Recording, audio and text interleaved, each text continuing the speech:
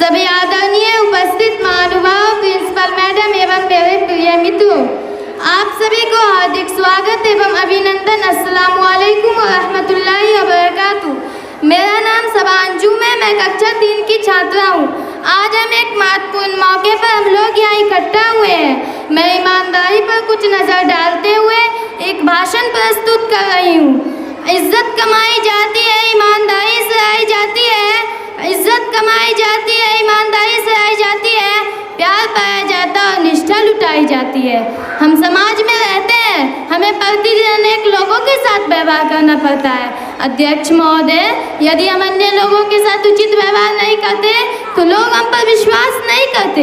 हमें अन्य लोगों के साथ व्यवहार करने में ईमानदार रहना चाहिए। ईमानदारी मनुष्य के महान गुणों में से एक है। मानव जीवन में इसका महत्वपूर्ण स्थान है। यह अच्छे चरित्र का नींव है। ईमानदार व्यक्ति से सब लोग प्रेम करते हैं और उसका आदर करते हैं। वैवाहिक जीवन में उन्नति कर सकता है, लेकिन अंत में उसे कष्ट उठाना पड़ता है। वस्तुतः ईमानदारी एक सर्वोत्तम नीति है। ईमानदारी को जीवन का मौलिक सिद्धांत बनाना चाहिए। इसके कई लाभ होते हैं, क्योंकि वह किसी को धोखा नहीं देता, इसलिए सब लोग उस पर विश्वास करते हैं।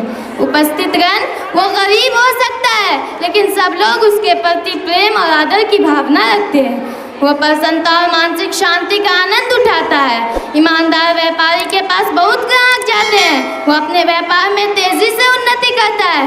दूसरे व्यापार उस पर विश्वास करते हैं। ईमानदार शिक्षक के प्रति उसके शिष्य आदर की भावना रखते हैं।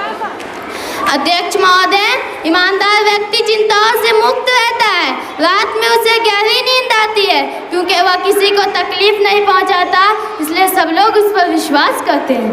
इस प्रकार हम देखते हैं कि ईमानदारी एक महान गुण है जो जीवन के मार्ग को सरल बना देती है। अध्यक्ष महोदय, बेईमानी में अनेक बुराइयां हैं। बेईमान व्यक्ति से सब लोग घृणा करते हैं। वह कुछ समय तक उन्नति कर सकता है, लेकिन अंत में उसे कष्ट उठाना पड़ता है। वह बराबर अपने खराब कामों को छिपाने की कोशिश करता है। महोदय, इसीलिए वह कभी भी प्रसन्नता और मानसिक शांति का आनंद नहीं उठाता। लेकिन व्यक्ति का जीवन बराबर सुखी नहीं रहता, इसलिए ईमानदार व्यक्ति को अपने जीवन में महान कठिनाइयों का सामना करना पड़ सकता है। वो बेईमान लोगों की तरह उन्नति नहीं कर सकता।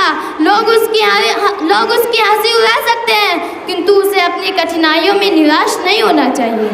अंत में उसे अपनी ईमानदारी का अवश्य लाभ होगा। और अगर आप अपने जीवन को सफल बनाना चाहते हैं तो अपने व्यवहार में ईमानदारी अवश्य अपनाएं। जय हिंद, जय भारत। अस्सलाम वालेकुम व रहमतुल्लाहि व बरकातुहू।